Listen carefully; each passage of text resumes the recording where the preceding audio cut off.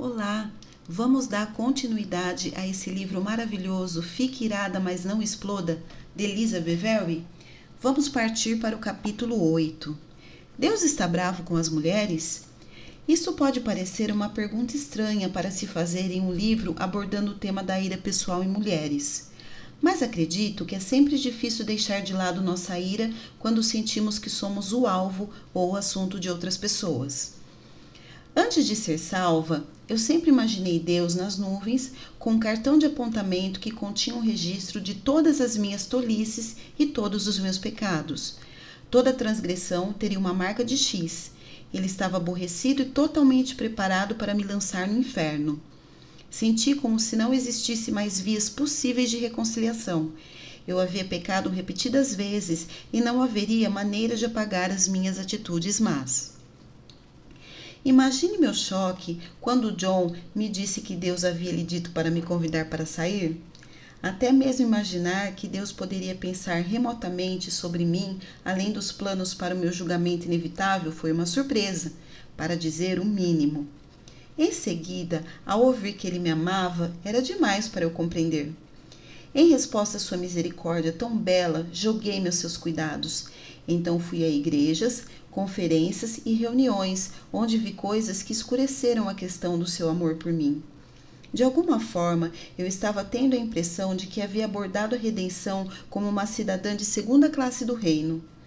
Não creio que ninguém, de fato, tenha dito isso dessa forma, mas era subentendido.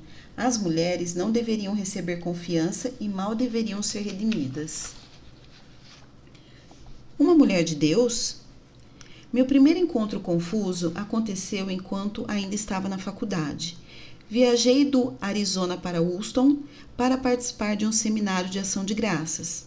Economizei por 4 meses e estava tão animada e ansiosa para me juntar aos fiéis e ouvir verdades libertadoras da palavra de Deus. Tinha sido uma luta solitária para mim. Queria desesperadamente agradar o meu Pai Celestial, então abri meu coração e foi com minha caneta, papel e minha nova Bíblia com o meu nome gravado na parte da frente. Mas eu não estava preparada para o que estava prestes a ouvir. Depois de um tempo de adoração, durante o qual eu chorava, o pastor se levantou, iniciou a oração e em seguida encorajou a todos a se sentarem. Ele chamou sua mulher até a plataforma. Inclinei-me para a frente para vislumbrar de perto aquela mulher. Eu precisava de um modelo, talvez pudesse conseguir algo mesmo dessa distância. Eu observava enquanto uma mulher bonita e graciosa subia a plataforma rodeada por milhares de pessoas. Quando ela chegou ao lado do seu marido, ele começou com uma série de piadas e chacotas, das quais ela foi o motivo. Ela respondeu alguma delas de volta em tom de brincadeira também. A congregação riu, mas me senti um pouco mal. Ele parecia acertar mais forte do que ela. Era como se ela soubesse seus limites, e ele não tivesse limite nenhum.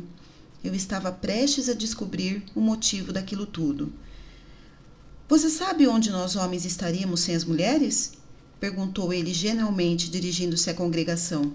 Comecei a pensar sério em uma resposta. Imaginei que ele fosse responder algo agradável, depois de todas as humilhações possíveis. Os homens ainda estariam no jardim.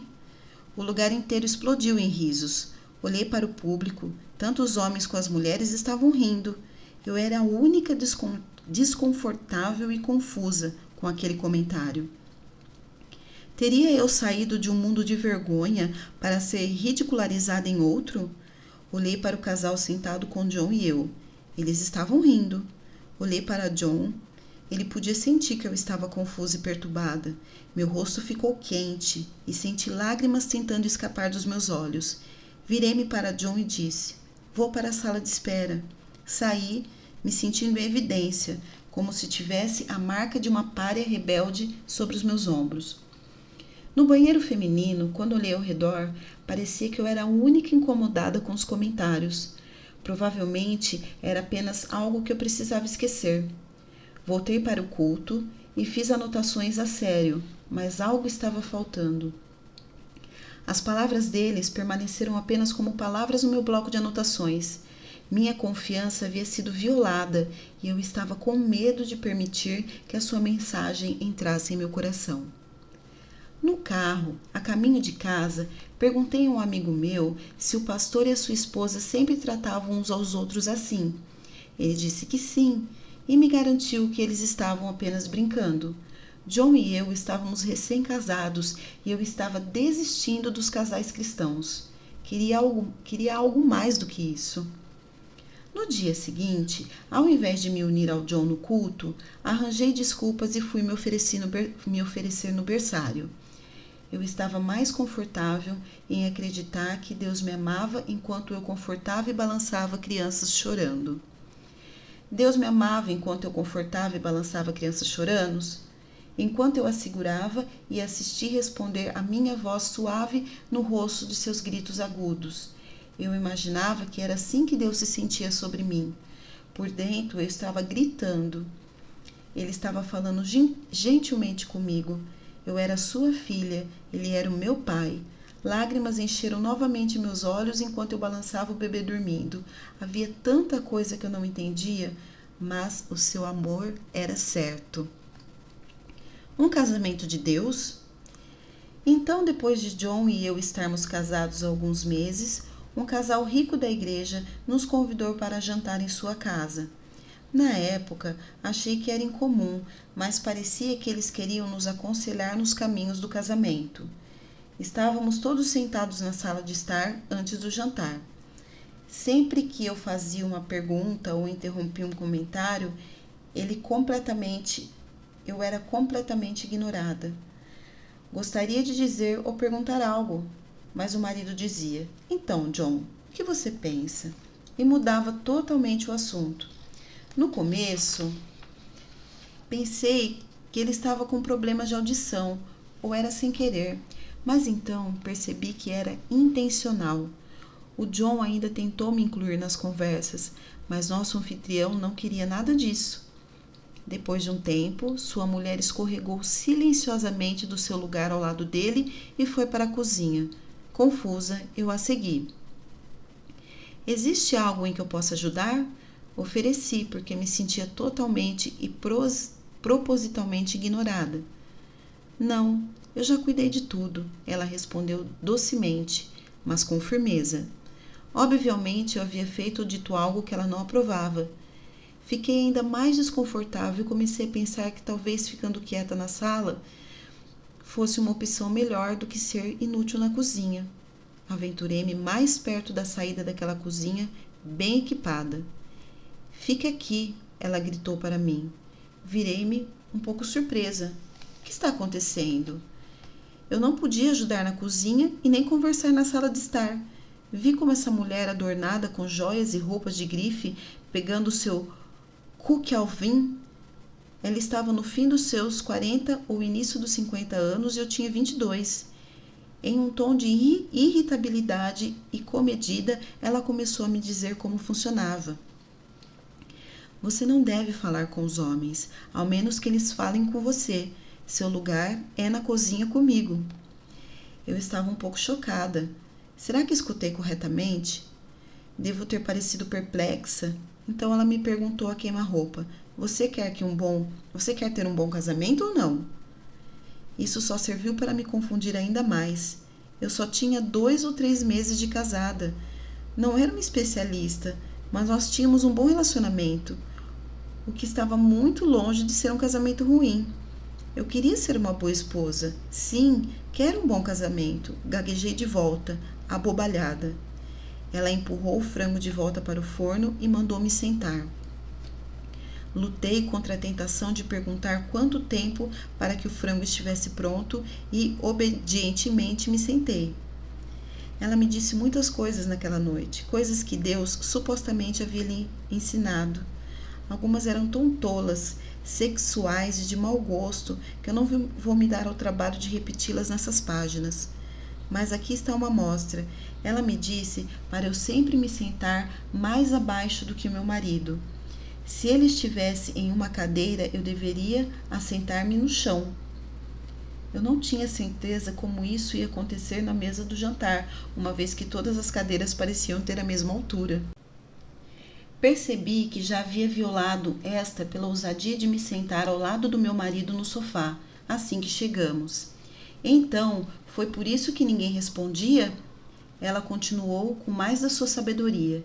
Se eu alguma vez pensasse em responder ao meu marido, deveria ir imediatamente para a frente de um banheiro e cair de joelhos. Isto era para servir o propósito de me lembrar exatamente do meu lugar na vida e segurar qualquer um dos meus ímpetos incessados antes mesmo de serem iniciados.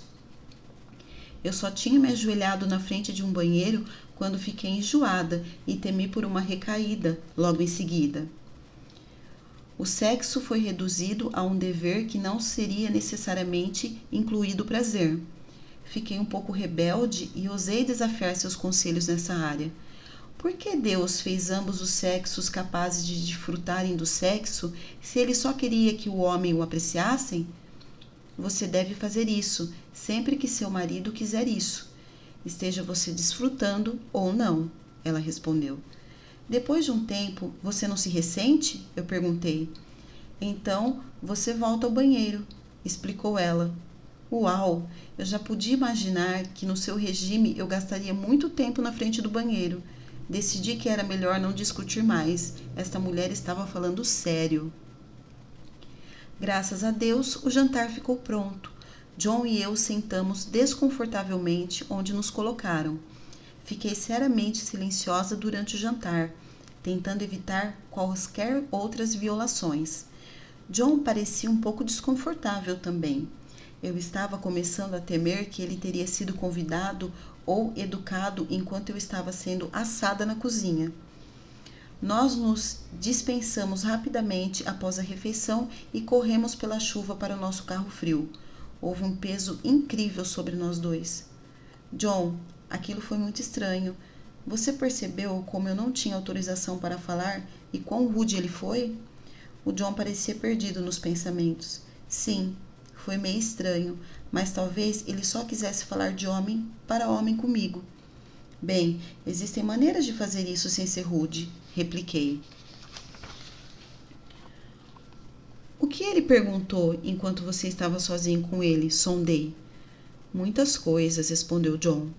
Ele perguntou algo sobre mim pessoalmente? Por exemplo, sexualmente? Perguntei meio envergonhada e meio com medo. Sim, foi estranho, respondeu John. Acho que eles são estranhos. Como eles ousam nos separar e perguntar sobre nossa vida pessoal? Eu declarei. Eles são um casal proeminente e rico na igreja. Estão apenas tentando ser agradáveis. Será que o John estava realmente defendendo-os ou ele estava tão confuso quanto eu? Fui para a cama com medo de mim. E se essa coisa de casamento tinha sido um truque para me colocar em algum tipo de escravidão inacreditável? Será que outras mulheres cristãs viviam por essas mesmas regras? Talvez fosse como a minha fraternidade e este foi o tempo de iniciação, quando todos os rituais e significados apareceram? John parecia um pouco distante. Talvez ele tivesse combinado com a esposa para falar comigo. Afinal, era um negócio ótimo para os homens. Meu cérebro ficou excessivamente em atividade durante boa parte da noite. Quando acordei na manhã seguinte, eu estava exausta. O John já tinha saído para o trabalho. Corri e fiquei pronta para ir trabalhar na minha função, no departamento de contabilidade da igreja. Senti-me tão pesada e sem esperanças. Comecei a chorar no caminho para o trabalho e não conseguia parar. Chorei a manhã inteira na minha mesa. Se alguém me perguntava o que estava errado, eu só balançava a cabeça. Finalmente, a minha chefe me chamou. Lisa, você tem chorado durante toda a manhã. Pelo amor de Deus, o que está errado com você? Antes que pusesse a me conter, expus a ela cada detalhe, exceto para o nome do casal que nos convidou para o jantar. Ela ouviu desacreditada, mas eu não tinha certeza se era pela minha reação ou pelo que estava dizendo. Fique aqui e tente se recompor, ela disse e saiu. Voltou alguns minutos, depois com a mulher do pastor. Agora eu estava apavorada, mas não precisava estar. Quem lhe disse toda essa bobagem? Perguntou ela. Hesitei, lembrando a posição deles na igreja. Eu era apenas um membro novo e pobre, e eles eram pessoas que tinham dinheiro para gastar. Quero saber quem fez isso, ela exigiu. Eu lhe contei e ela ficou furiosa. Explicou que eles eram cristãos totalmente novos e não tinham posição alguma para ensinar. Eles só tinham se casado há 1 ou 2 anos. Ela era sua terceira esposa e ele era o seu segundo marido. Só porque eles têm dinheiro não faz deles especialistas nas coisas de Deus. Acho que o plano do banheiro não funcionou, porque dentro de 2 anos este casal se divorciou. Dei 2 exemplos de abuso de mulheres com apoio presumido de Deus. Um é leve, o outro grave. Infelizmente, ambos são muito comuns, porque as mulheres riem de comentários afiados contra seu gênero dos próprios líderes a quem buscam por treinamento, proteção e orientação? Será que é porque elas têm medo de não fazer isso? A minha opinião não importa. A palavra de Deus é a autoridade final. Não tenho medo de ir além. Elas acreditam que de certo modo é verdade e por isso merecem o abuso. O que eu aprendi é que a minha opinião não importava. A palavra de Deus é a autoridade final. Deus tem raiva das mulheres? Será que o Criador do Universo possui alguma ofensa não resolvida em relação às mulheres? Em resposta, vamos à sua palavra. Um marido amável.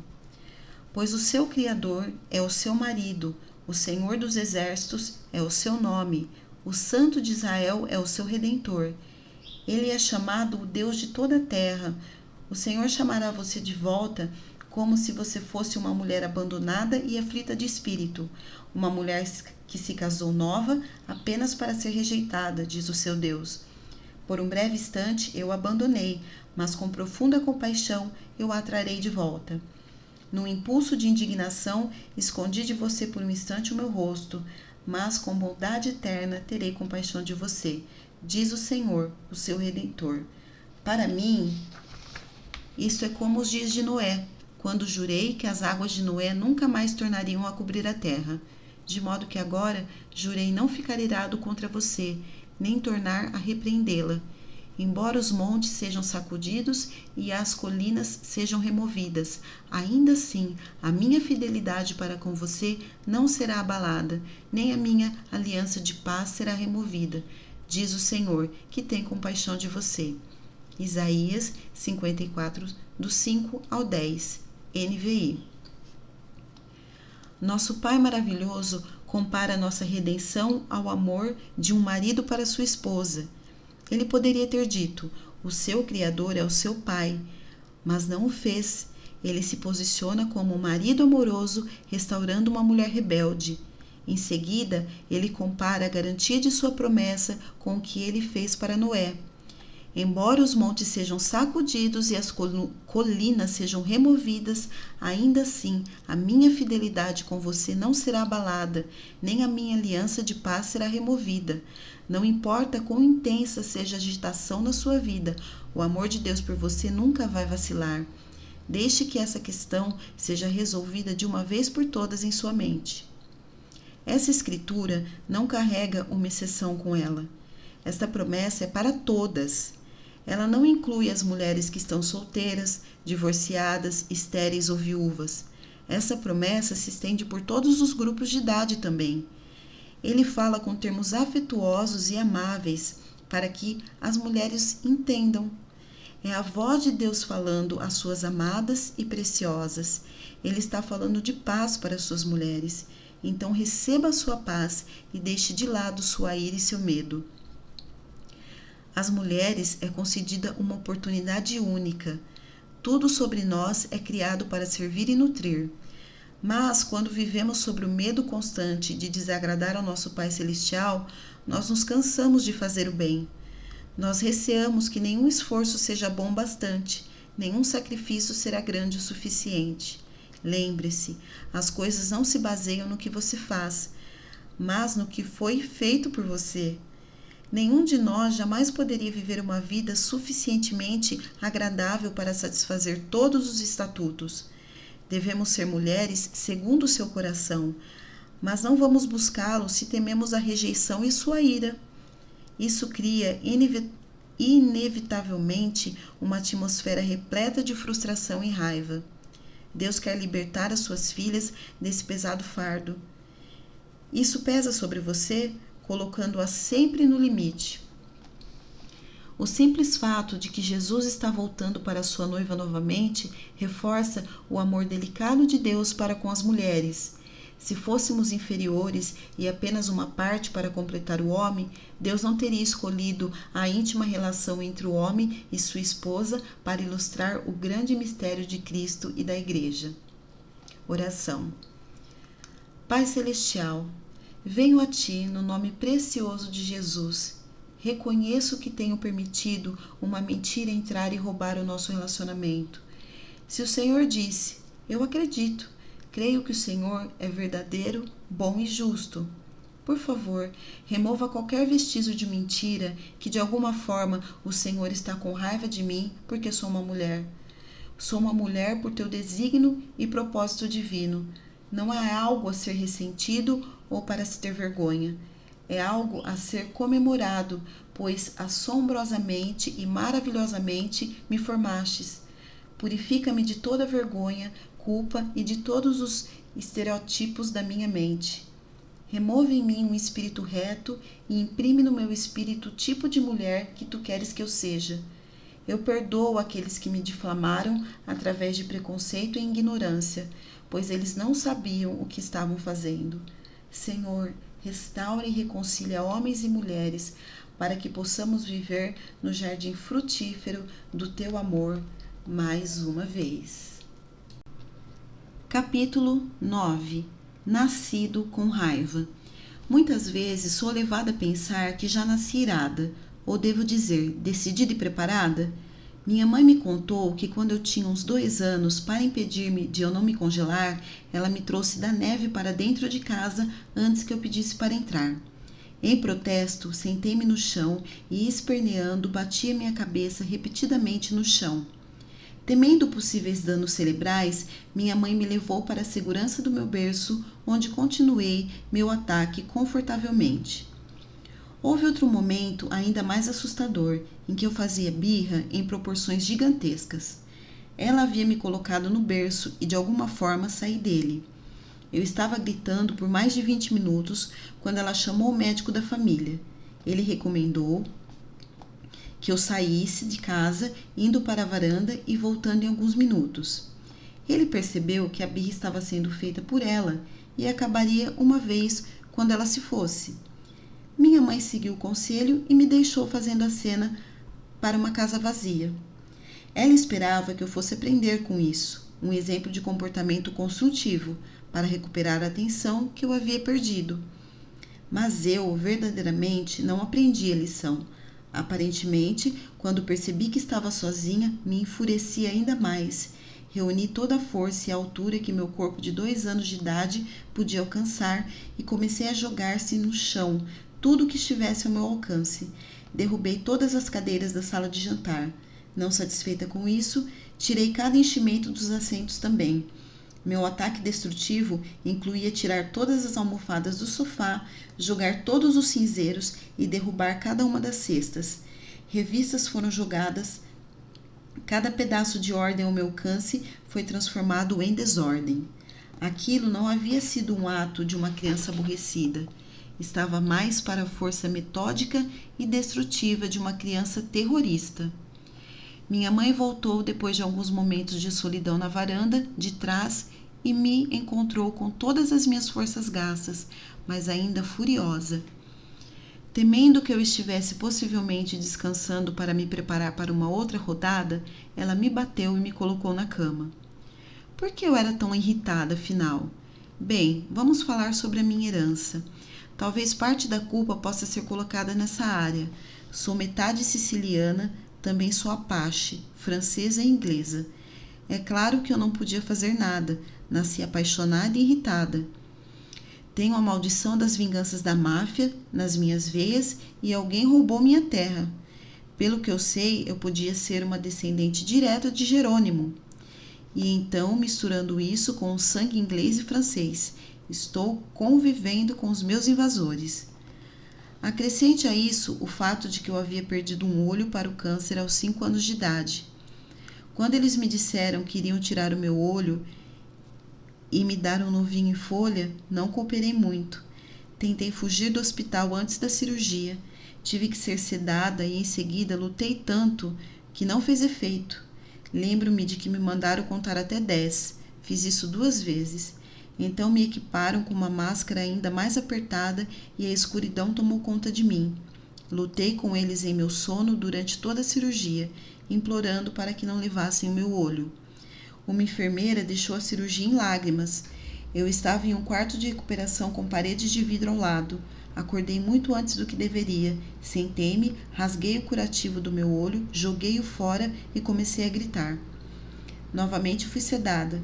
Foi necessário usar tanta anestesia para obter o efeito dela que desenvolvi uma pneumonia. Acordei congelando de frio em uma câmara de oxigênio. Depois de quase 1 mês na enfermaria do Hospital Infantil de Hiller, voltei ao jardim da infância com um curativo por cima do meu olho. Faziam piadas e brincadeiras comigo, mesmo depois que removi o curativo do meu olho e fui equipada com a prótese. A ira como armadura. A ira se tornou minha armadura, uma força a mais na minha vida. Pensamentos e imagens de vingança se tornaram meu consolo. Sonhava em um dia receber um olho de transplante e voltar a ser normal novamente. Dessa forma, ninguém se atrevia a tirar sarro de mim.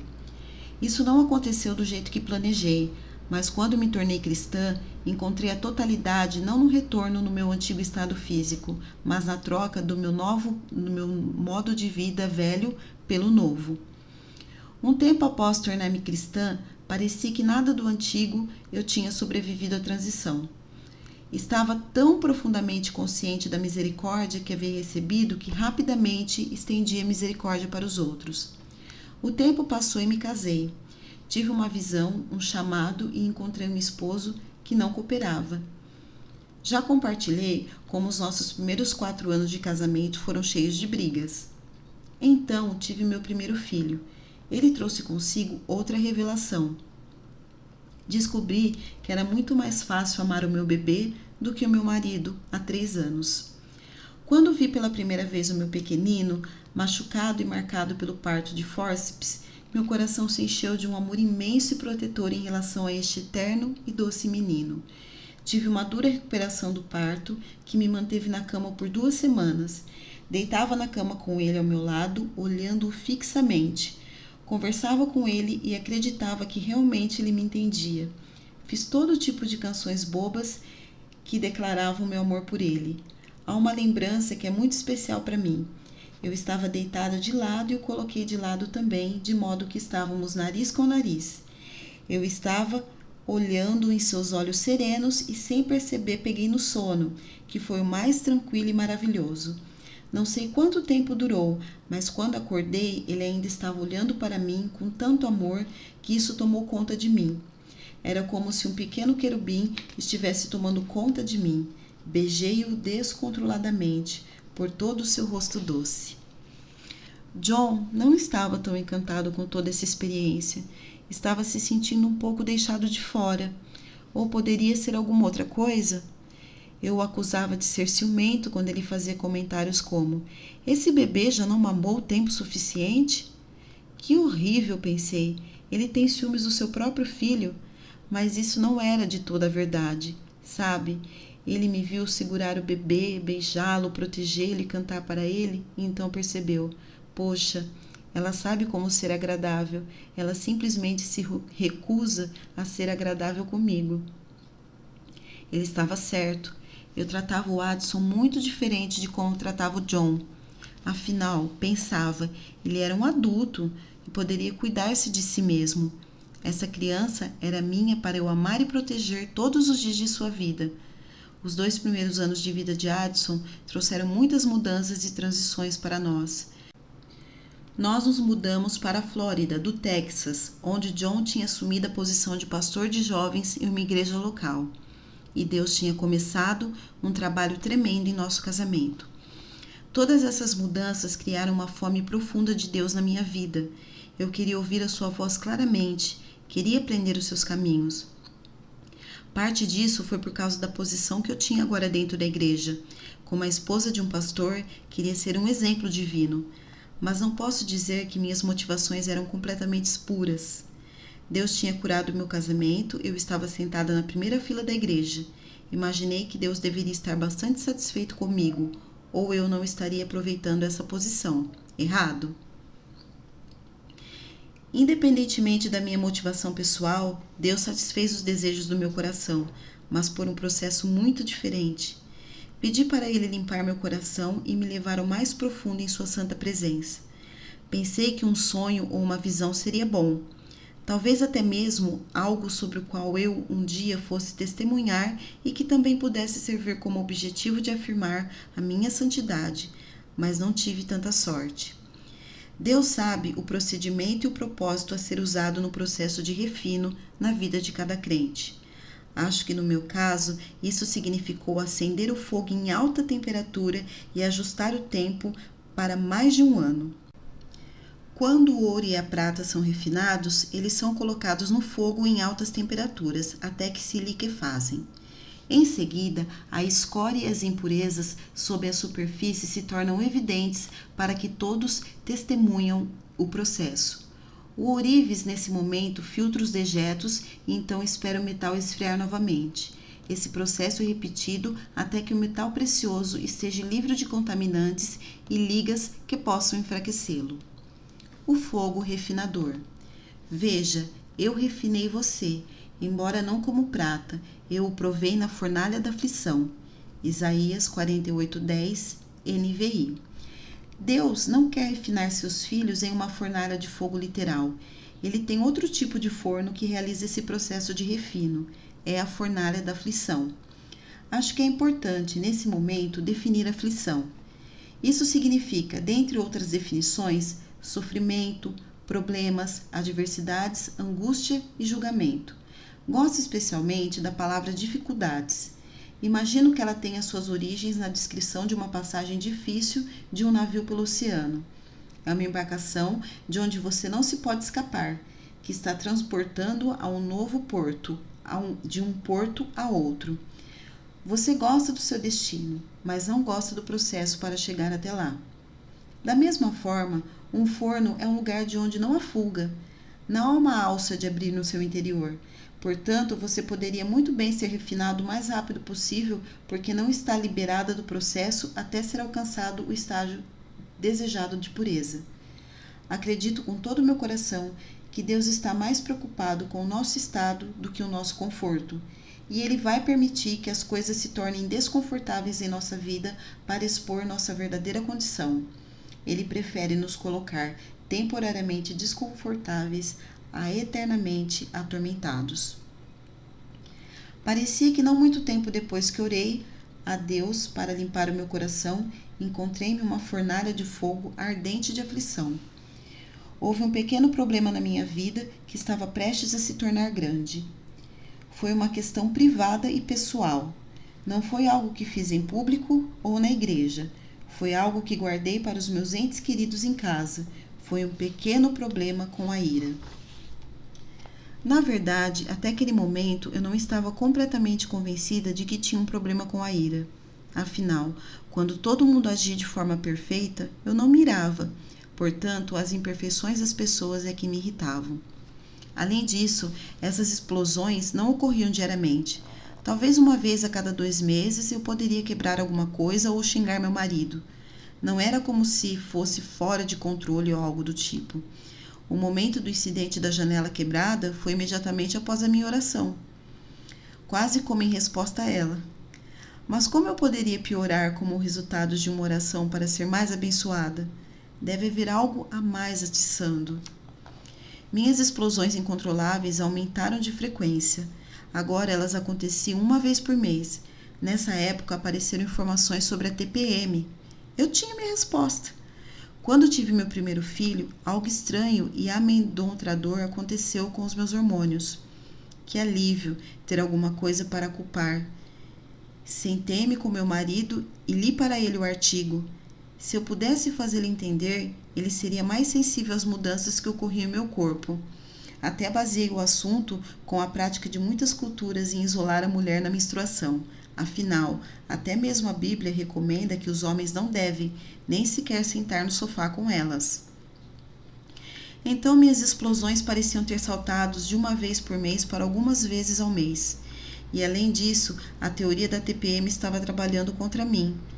Se eu estivesse no meio de algum argumento apaixonado pelos meus direitos, John inevitavelmente perguntava: "Você está prestes a iniciar sua menstruação?" Isso servia para negar a validade do meu caso. Eu tinha que encontrar outra solução. Nosso grupo de jovens estava crescendo. Eureka! As bruxas em Orlando estavam jejuando e orando contra nós. Eu estava sob ataque espiritual e a guerra estava sendo travada nos lugares celestiais. Com tudo isso acontecendo, é claro que era compreensível que eu estivesse no limite. Então, ouvi acerca dos pecados dos pais. Bem, com a minha hereditariedade, é claro que a culpa era disso. Considerando tudo, era para eu ser bem pior. Lá estava minha criação. Meus pais eram divorciados 2 vezes e meu pai tinha problemas com bebidas. A ira se encaixava direitinho, não muito diferente de uma mulher em trabalho de parto. No entanto, mesmo com todas as minhas desculpas, eu estava com medo do que seria capaz de fazer. Então, tive meu segundo filho. Eu tinha orado por outro filho. E quando isso aconteceu, pensei: um filho é tão fácil. Eles são como uma espécie de acessório. Você os veste e o leva para passear para que todos possam admirá-los em seu carrinho enquanto eles se comportam bem. Percebi então que era tudo um truque para você ter mais filhos. Eu estava tão desanimada, me sentindo presa em casa com um recém-nascido e uma criança. Não que poderia ir para algum lugar se tivesse um carro. Eu parecia incapaz de escovar os dentes antes do meio-dia. E só de pensar em ir ao supermercado com 2 filhos praticamente me levava ao limite. Tampouco eu parecia capaz de realizar alguma coisa na casa. Eu nunca tinha estado tão bagunçada. Passava mais tempo em casa do que jamais acontecera antes, mas eu realizava menos em mais tempo do que em qualquer momento da minha vida. Minha mente parecia estar confusa como um nevoeiro pós-parto. Talvez tivesse ocorrido uma grande perda de células cerebrais durante a minha gravidez mais recente. Toda noite, sem exceção, meu marido chegava em casa no caos e fazia a pergunta, aquela que eu aprendi a odiar mais do que qualquer outra. O que você fez o dia todo? Frustrada, eu gaguejava de volta alguns argumentos fracos em minha defesa e prometia que não tinha sequer assistido televisão. Compartilhava como o telefone tinha tocado o dia inteiro com pedidos de aconselhamento e uma menina ameaçando se suicidar enquanto eu tentava me juntar-se a ela. Eu deveria estar uma bagunça terrível, com meu sutiã de amamentação, um bebê no quadril, uma colher de pau na mão. Se você apenas segurá-lo por 15 minutos, eu vou tomar um banho, eu prometia desesperadamente. Havia um novo obstáculo entre mim, o que seria considerado um dia de sucesso. Meu filho primogênito, o mesmo que era a imagem de obediência e cumplicidade, estava agora brigando comigo a cada segundo. Os cochilos tinham se tornado um importante ponto de discórdia. O Austin tinha acabado de nascer quando o Addison decidiu que os cochilos já não estavam na sua programação diária. Ele tinha medo de que poderia estar perdendo algo se atrevesse a dormir apenas 1 ou 2 horas. Todo dia eu travava a mesma batalha, pois não concordava com a sua decisão. Os cochilos eram uma parte boa e necessária na sua rotina diária. Era o período em que a mamãe tomava um banho, limpava a cozinha e fazia o necessário para evitar a temida pergunta novamente: "O que você fez o dia todo?" Mas eu estava perdendo o terreno rapidamente. Não importava o quanto ele estava cansado ou quão bem eu lia para ele, ele se sentia compelido a sair de sua cama. Eu dava de mamar ao Austin, colocava-o no berço no nosso quarto e escoltava Addison para cima. Tudo estava no lugar. Eu o beijava, lia ou cantava e em seguida tentava minha fuga. Quase sempre eu mal começava a descer as escadas para encontrá-lo atrás de mim com uma lista de motivos por que não precisava tirar um cochilo. No início, eu permanecia calma e o levava de volta à sua cama com advertências contra possíveis futuras infrações. Mas então o telefone tocava e ele saltava da cama em ação. Ele sabia que eu estava presa lá embaixo, e então rastejava para fora de seu quarto e ia para o sótão brincar com seus brinquedos. Eu na cozinha o via de relance no sótão e começava a bater meu pé, estalar os dedos e acenar freneticamente a colher de palmadas. Ele graciosamente olhava para trás e continuava com seu projeto. A pessoa na linha havia ligado, pedindo aconselhamento, e não fazia ideia do que eu passava na minha casa. Ela provavelmente me imaginava serena, sentada no meio de um estudo bíblico em oração, quando na realidade eu parecia uma mãe louca em um roupão de banho, acelando uma colher acima da minha cabeça, como se realizando algum tipo de desconhecido ritual materno. Quando eu desligava o telefone, Adson corria de volta para a segurança da sua cama por um breve momento. Normalmente, ele pegava no sono em algum lugar entre o topo da escada e a sua cama. Mas parecia que seu sono provocava uma resposta de despertar no meu bebê. Seu choro constante fazia com que o meu leite derramasse e eu estava perdida novamente. Essa batalha continuou entre abril e julho, até que um dia me descontrolei. Era como se eu nem visse mais o meu filho, e sim o inimigo, aquele que me impedia de conseguir terminar qualquer coisa. Ele estava a caminho da escada e antes que eu pensasse estava correndo de encontro à sua descida. Carreguei-o escada acima, entrei em seu quarto e pensei desesperadamente no que podia fazer para que ele não saísse da cama de novo. Sem colocá-lo no chão, coloquei-o na cama. Foi então que pensei em algo. Levanta-o a nível dos seus olhos, bata com ele na parede acima da sua cama e coloque-o sobre a cama. Assim ele não irá levantar novamente. A parte estranha é que nesse momento o pensamento fazia sentido. Levantei-o no nível dos meus olhos e nesse momento tive um vislumbre do seu olhar. Havia algo lá que eu nunca tinha visto antes. Ele não tinha medo do que eu iria fazer. Ele estava com medo de mim. E quando vi o terror em seus olhos, lembrei-me de mim mesma quando era criança. Como já mencionei, eu era uma criança difícil, crescendo sob difíceis condições. Meus pais não eram cristãos e me criaram da melhor maneira que pensaram, mas nenhum deles tinha desfrutado de uma educação cristã e eu, eventualmente, o fiz perder o limite. Quando vi o medo do meu filho, lembrei-me da promessa que tinha feito a mim mesmo quando criança. Nunca vou tratar os meus filhos dessa forma. Isso me trouxe de volta os meus sentidos. Gentilmente, abaixei o Adson na sua cama e olhei profundamente seus olhos. A mamãe sentiu muito por tê-lo deixado com medo, e eu dizia repetitivamente na esperança de restaurar o que quer que eu tinha violado. Então fechei a porta atrás de mim e corri escada abaixo. Atirei-me sobre o carpete no chão da minha sala e chorei, sentindo um peso, sem esperança de tudo aquilo. Eu não sei por quanto tempo chorei, mas chorei até gastar todas as forças e senti uma inquietude parando sobre mim. Com os olhos cheios de lágrimas, eu pude ver pela primeira vez que a minha ira era um problema. Minha mente repassava a pergunta que o John me fazia repetidamente depois de um dos meus acessos de raiva. O que será preciso para que você comece a controlar essa ira? Eu sempre era muito rápida em responder me defendendo. Se você não me tirasse do sério, eu não estaria tão irritada. Mas o John não estava em casa, nem tinha me tirado do sério, e quase perdi o controle. Pela primeira vez, minha raiva estava exigindo um preço que eu não estava disposta a pagar. Havia violado a confiança do meu filho e as promessas da minha juventude. Não queria permanecer a mesma, mas não tinha ideia de como me libertar desse ciclo destrutivo e vicioso. Só eu mesma era culpada. Não foi minha educação, meu marido, minha origem étnica ou os meus hormônios. Sim, essas coisas e esses acontecimentos tinham forjado e moldado certas áreas da minha vida, mas só eu era responsável pela minha resposta a eles. Gritei para o silêncio que blindava em minha casa. Deus, sou eu. Tenho um problema real com a raiva. Senti-me presa em um redemoinho dos meus erros e das minhas desculpas. Senti-me como se fosse me afogar na piscina que eu própria criei. Quebrantada e desesperada, gritei por socorro. Deus, não quero mais isso. Não vou mais justificar ou culpar ninguém. Por favor, me perdoe. Em resposta, senti o peso da culpa e do pecado sendo removido de mim, como se uma vestimenta invisível e pesada tivesse sido arrancada de todo o meu ser. E então ouvi o Espírito dizer: por que você não está mais se justificando? Eu irei retirá-lo da sua vida.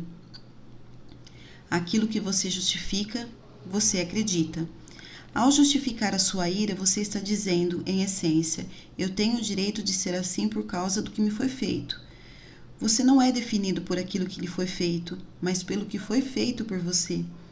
Muitas pessoas no corpo de Cristo ainda estão presas nos abusos do passado, quando uma forma de liberdade, uma saída lhe foi fornecida. Nossa liberdade é encontrada quando seguimos as instruções de Jesus. Jesus dizia a todos: se alguém quiser acompanhar-me, segue-me, negue-se a si mesmo, tome diariamente a sua cruz e siga-me. O que a faz tomar a sua cruz é negar-se a si mesma. Eu não estava negando a mim mesma, estava me justificando. Estava andando por um caminho de destruição, pavimentado com pedras falsas feitas do meu próprio conselho. Quando os meus olhos se abriram, vi o erro na minha conduta. Quando me arrependi e neguei a mim mesma, Ele me libertou. Viva pelo Espírito. De modo que, de agora em diante, a ninguém mais consideramos do ponto de vista humano. Ainda que antes tenhamos considerado a Cristo dessa forma, agora já não o consideramos assim. Portanto, se alguém está em Cristo, é nova criação. As coisas antigas já passaram, eis que surgiram coisas novas. 2 Coríntios 5, 16 e 17, NVI. Há um conflito entre a vida no Espírito e a nossa natureza pecaminosa. A única maneira de resolver esse conflito é viver pelo Espírito. O que eu queria? Queria ser uma ótima mulher e uma ótima mãe, assim como uma mulher de Deus. Mas por que não estava vivendo pelo Espírito? Estava sendo o que eu queria? A vida pelo Espírito é encontrada quando negamos a nós mesmos, tomamos a nossa cruz e o seguimos. Acredito que tomar a nossa cruz representa o abandono da nossa vontade. É quando repetimos as palavras do nosso Senhor. Não seja o que eu quero, mas sim o que tu queres. Marcos 4,36, NVI. A vida pelo Espírito quebra o poder da lei sobre a nossa vida. Mas se sois guiado pelo Espírito, não estáis debaixo da lei. Gálatas 5,18, NVI. Debaixo da lei é olho por olho e dente por dente. Você me machucou, vou machucá-lo. Se sofri uma violação, vou também violar. Não há muitas esperanças debaixo da lei, e ainda assim eu vejo a maioria dos cristãos mais ansiosos para se colocar debaixo da lei do que do Espírito. Ao nos culparmos pelo nosso presente com o nosso passado, negamos uma parte importante da obra da cruz. Torna-se um jogo de culpa. Deus faz cada um de nós a sua imagem, com um livre-arbítrio para escolher a vida ou a morte, a bênção ou a maldição. Ora, as obras da carne são manifestas: imoralidade sexual, impureza e libertinagem, idolatria e feitiçaria, ódio, discórdia, ciúmes, ira, egoísmo, dissensões, facções e inveja, embriaguez, orgias e coisas semelhantes. Eu os advirto, como antes já os adverti, que os que praticam essas coisas não herdarão o reino de Deus. Gálatas 5, 19 ao 21, NVI. Ali estava eu, em preto e branco, havia sido descoberta. Deus claramente chama os acessos de raiva como ato da natureza pecaminosa. Outras traduções chamam de obra da carne, até a feitiçaria é listada como uma obra da carne. Tanto para mim é desculpa de guerra espiritual. Eu estava lutando com a minha própria natureza caída e insubmissa. Quero destacar a última frase da passagem. Paulo disse: eu os advirto, como antes já os adverti, que os que praticam essas coisas não herdarão o reino de Deus. Perceba que ele disse, aqueles que vivem assim, ou aqueles que praticam tais coisas. Existe uma grande diferença entre incidentes isolados de pecado e um estilo de vida ou prática do pecado. Quando um médico termina o seu estágio, é hora de começar a praticar, onde ele vai praticar a medicina de dia e de noite. Outra palavra para a prática é o hábito. E um hábito é algo que fazemos sem pensar. Creio que Paulo está citando essas obras da carne como um estilo de vida habitual ou padrão. Alguém pode cometer um único ato de adultério, se arrepender e ser perdoado por Deus, mas há o adúltero habitual, em que não possui a intenção de parar. Ocasionalmente, ele poderia se arrepender se fosse pego, mas não há nenhum remorso pelo ato em si. Ele é rotulado como um adúltero porque é uma prática perpétua, um hábito ou um modo de vida para ele. Ele também pode se justificar e arranjar desculpas para suas ações. Minha esposa não me entende, e assim por diante. Não há arrependimento, e assim não há misericórdia, pois ele não acredita que precise. A ira tem se tornado uma forma habitual de vida para mim.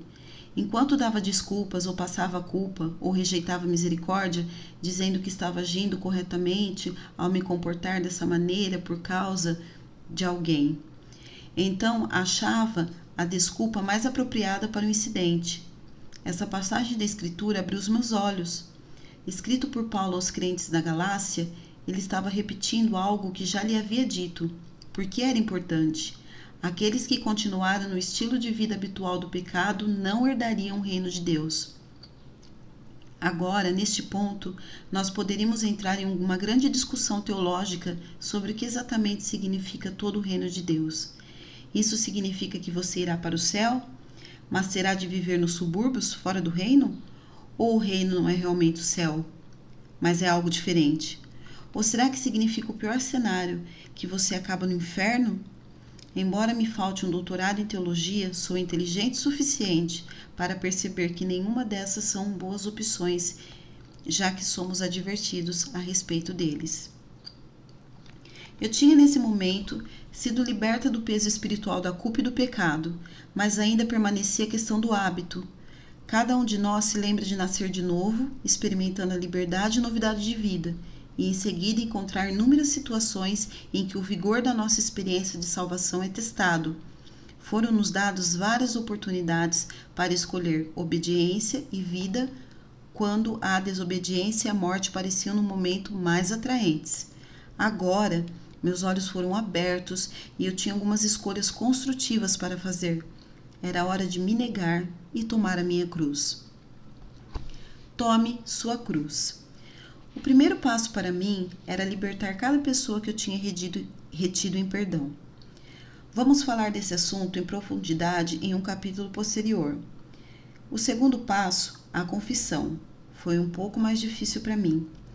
Senti o Espírito me guiando e quando John voltou para casa, confessei a ele o que tinha quase acontecido com o Adson naquele dia. No começo protestei, mas isso não aconteceu, então por que o John tem que ouvir sobre isso? Acredito que havia 3 razões para isso. Primeiro, o reino não funciona com princípios meramente naturais. Lembre-se, Jesus disse aos fariseus que todo aquele que olhar para uma mulher com desejo tinha cometido adultério com ela em seu coração. As questões do coração são de importância máxima no reino. Nossos corações são solos férteis tanto para a semente boa quanto para a ruim. No meu caso, não tinha acontecido no reino físico, mas havia ocorrido em meu coração. A vergonha e o terror disso já haviam surgido com cores vivas. E embora fosse perdoada quando confessei o meu pecado ao Pai em nome de Jesus, olha o que o livro de Tiago nos diz. Portanto, confessem seus pecados uns aos outros e orai um pelos outros, para que vocês possam ser curados. A oração de um justo é poderosa e eficaz. Tiago 5,16, NVI. Ao me humilhar, confessando o meu pecado e orando com o meu marido, posicionei-me para receber cura nessa área. Já tinha sido perdoada quando me arrependi e confessei o meu pecado a Deus, mas a cura flui nos cantos sombrios do meu coração quando eu trouxe à tona o meu pecado. A confissão lança luz sobre as áreas de pecado e de vergonha, e nessa atmosfera de luz e de oração, traz cura e restauração. A terceira razão de mostrar isso para John foi que isso me deu uma responsabilidade. A verdade revelada traz o compromisso com a verdade. Eu já sabia a verdade, mas escolheria para viver com ela? John era a pessoa ideal para eu prestar contas. mesmo que ele tivesse sido o mais simpático de todos. Eu provavelmente poderia ter chamado uma amiga, que também era uma mãe de várias crianças pequenas, e ela poderia ter sido mais simpática quando lhe contasse o que aconteceu. Talvez ela dissesse algo como: "Não se preocupe com isso. Eu quase bati meu filho contra a parede semana passada. Você nem fez isso de fato?" Mas a palavra nos diz: quem fere por amor mostra lealdade, mas o inimigo multiplica beijos. Provérbios 27:6 NVI. Eu não precisava de simpatia, precisava da surra de um amigo leal, precisava de alguém para me ferir com a verdade. John poderia ser essa pessoa. No entanto, ele graciosamente não me condenou. Ele podia ver como eu estava arrependida e quebrada com tudo aquilo. Oramos juntos e senti o peso da vergonha sair dos meus ombros, mas ainda havia a questão dos hábitos para se preocupar. No dia seguinte, começaria o meu dia de provas. Como você deve ter percebido, tenho uma tendência a fazer valer a minha vontade. Agora eu tinha uma escolha. Poderia tentar romper o ciclo da ira na minha própria força e muito provavelmente falhar, ou poderia me humilhar e me negar, tomar a minha cruz e reconhecer minha dependência absoluta de Deus. Isso significava cavar fundo o tesouro da sua palavra e amortecer em mim as verdades que encontrei lá, como um boxeador em treinamento. Seja pronto para ouvir. Comecei plantando versículos que trariam frutos de retidão em minha vida. Um dos meus preferidos foi encontrado novamente no livro de Tiago. Meus amados irmãos, tenham isto em mente. Sejam todos prontos para ouvir, tardios para falar e tardios para irar. Tiago 1,19 NVI. Nessa passagem, Tiago iniciou sua fala para seus irmãos cristãos com a demonstração de observar o que iria dizer. Então inclui todo mundo, todos. Isso inclui líderes, pais, filhos, patrões, empregados e definitivamente mães. Não importa qual posição você ocupa. Todo mundo precisa estar pronto para ouvir, tardio para falar, não importa o quão rapidamente algo surja na sua mente como resposta, e tardio para se irar. Eu estava seguindo exatamente o oposto desse comportamento. Eu era rápida para falar, tardia para ouvir e rápida na raiva. Não agi corretamente em nenhuma das áreas. Acredito que isso se deva ao fato de que essas características são interrelacionadas. Se você diminui seu tempo de resposta, removendo a pressão de inserir o seu ponto de vista tão rapidamente, aí então poderá realmente ouvir o que a outra pessoa está dizendo. Na maioria das vezes, isso vai prevenir você de que se esquente e que a outra pessoa entre na defensiva, fazendo com que tudo funcione melhor. Isso me levou a alistar a ajuda de Deus para minha boca. Como Davi, minha oração passou a ser: coloca, Senhor, um guarda à minha boca, vigia a porta dos meus lábios. Salmo 141:3, NVI. Um guarda vigia o que entra e o que sai. Davi eloquentemente comparou nossos lábios às portas, porque eles podem ser abertos ou fechados. Ele alegou que uma guarda deve ser posta sobre a boca para que as palavras erradas não escapem e causem danos. O Espírito Santo usará as escrituras que você tem guardado em seu coração e as trará à sua memória quando você estiver prestes a deixar que palavras nocivas escapem. Estudos científicos têm demonstrado que é preciso um total de 21 dias para quebrar um hábito. Esta informação é baseada em quanto tempo um amputado leva para perder a imagem fantasma de um membro perdido. Após 3 semanas, ele deixará de tentar pegar ou apoiar-se com um membro que não existe mais. Lembre-se, os hábitos são fortes, são respostas que nós aprovamos sem pensar, assim como usamos nossos membros sem pensar. A raiva havia se tornado um hábito na minha vida. Pensar em passar 21 dias sem uma ofensa parecia impossível. Poderia parecer 21 anos. A raiva estava arraigada em mim. Como quebrar um hábito? Da mesma forma que você o desenvolveu? Vencendo um incidente de cada vez, 1 hora de cada vez, 1 dia de cada vez. Quando acordava na manhã seguinte, imediatamente me humilhava. Deus, preciso de ti hoje. Coloca um guarda duro e severo em minha boca. Não quero pecar contra ti. Ajuda-me nesse dia, que eu seja tardia para falar, pronta para ouvir e tardia para irar. Tive de repetir essa oração por 21 dias. Ah, não, isso é impossível, é muito. Inquietudes, desânimo e falta de fé tentaram me seduzir diariamente. Pensamentos autodestrutivos insistiam em invadir a minha mente e o meu coração. Apesar de parecer que as provas aumentavam a cada dia, não permiti que esse fato me oprimisse. Ao invés disso, dei um pequeno passo de cada vez. Não estou dizendo que foi fácil. Não foi. Estou dizendo que com Deus tudo é possível. Vivi mais 10 anos de forma que a raiva não me controlou. Eu a controlei. Os 2 primeiros passos no caminho para a liberdade são o arrependimento e a confissão. O capítulo final desse livro contém um diário de 21 dias com versículos para cada um deles. Isso vai ajudá-la a andar nesse caminho que Deus começou em seu coração.